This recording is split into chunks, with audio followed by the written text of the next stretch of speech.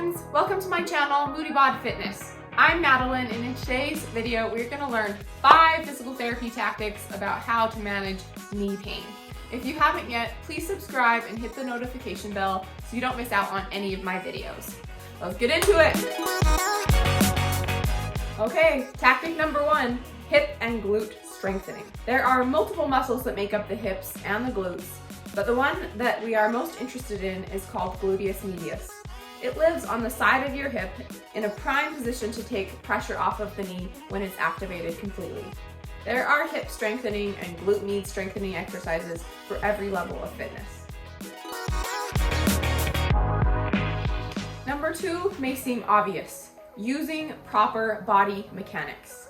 Now, there are a million different variations of things you could do to put pressure on the knee, but I found it helpful to use 3 rules of thumb when making sure that I'm using good body mechanics. Number 1 is stacking your joints.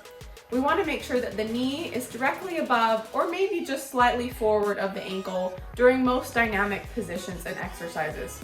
Keeping the weight in the heels is a good way to make sure that the knee is back over the ankle and the pressure isn't going too much into the knee. Another good way to keep the pressure out of the knee and keeping the joints stacked is through a hip hinge. A hip hinge means that during a squat or a lift, your hips are going to flex before your knees do. What I mean by that is you're going to shift the weight backwards by hinging through your hips, keeping your back straight. I like to extend my arms when I'm first practicing and just transfer the weight back into my heels and let my hips hinge backwards as I transfer the weight back out of my knees. When you're comfortable with this motion, you can add in a squat and let your knees bend as well. The second rule of thumb for proper body mechanics is keeping your knees pointed the same direction as your toes. Now, whether you like a straightforward stance in a squat or an outward stance, this rule applies.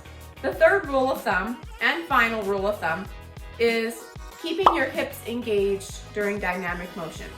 Now, what keeping your hips engaged means, remember our friend glute med, it's that muscle, is that when you're doing a squat or an exercise, those hips are going to be statically engaged. There's going to be a slight pull into external rotation from your hip to keep the pressure off of the knee.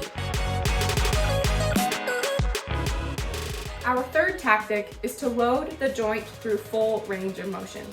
Full range of motion for the knee is flexion, straight out, even a little bit into locked out, and full flexion, just as much as you can bend your knee.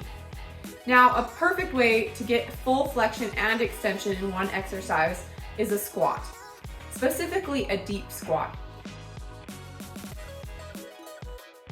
You can get full flexion through other ways, and really any variation of a squat.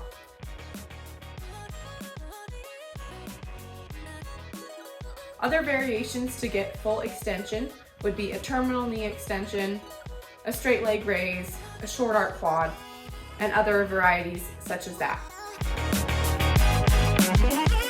It's important to be able to engage the quad during that full extension so that we're engaging those tissues surrounding the knee to help prevent knee pain. Our fourth strategy is stretching the quad. The quadricep is the big muscle on the front part of your thigh.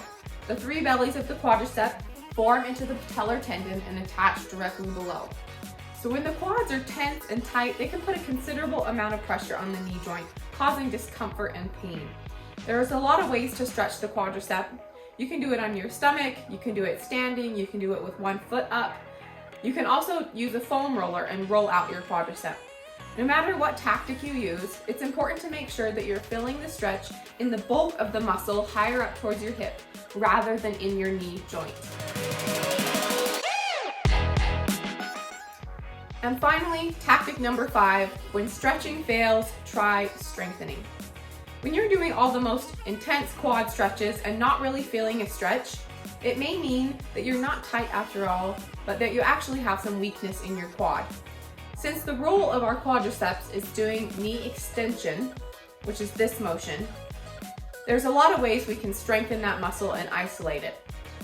Straight leg raises, short arc quads, long arc quads, the knee extension machine at the gym, and just make sure that you're fully engaging through that quad, lowering down slowly so you get the most out of your exercise. And there you have it, folks. 5 ways to decrease knee pain, physical therapy style. If you found this video helpful or enjoyed it, please consider liking, subscribing, and hitting that notification bell so you don't miss out on any of my future videos. I also have a follow-along workout for these knee rehab exercises on my channel. I'll put a link in the description box, or you can watch kind of a shortened version over on my Instagram page. Please leave feedback, requests for future videos, or any questions you have in the comment section. Till next time.